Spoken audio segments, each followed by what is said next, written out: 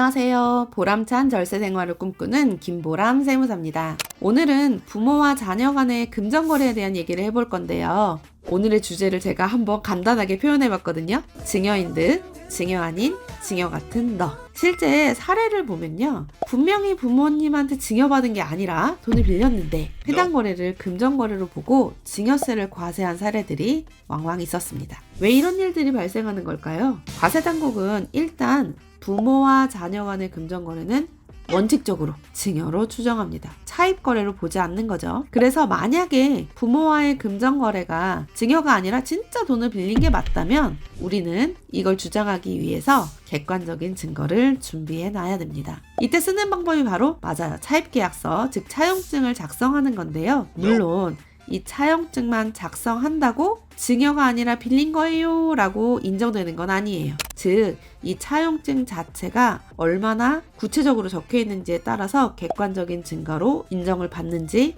못 받는지가 갈려집니다. 그러면 객관적인 증거로 인정받기 위해서 어떤 요건을 갖춰야 되는지 한번 알아볼까요? 첫 번째, 차용증 작성 시 구체적인 변제 방법을 기재해야 합니다.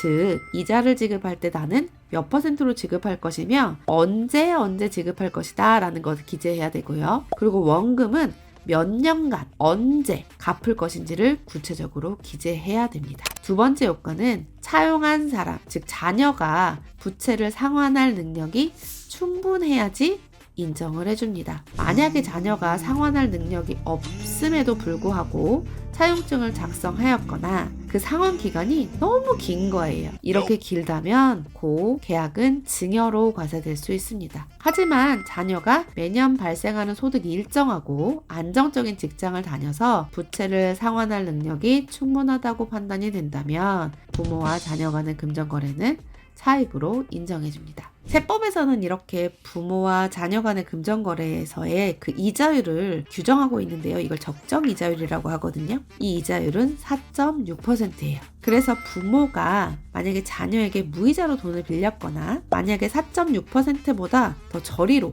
돈을 빌려줬을 때는 증여세가 과세될 수 있습니다. 무조건 과세되는 건 아니고요. 부모가 받지 않은 이자, 즉 무이자로 돈을 빌려줘서 이자를 안 받았거나 아니면 그 적게 받은 이자 있죠. 4.6%보다 싸게 받은 이자. 그 차액이 1,000만 원을 넘는다면 그건 증여로 보고 증여세를 부과하고 있는 것이죠. 차입을 진짜로 했다면 증여는 아닌 거잖아요.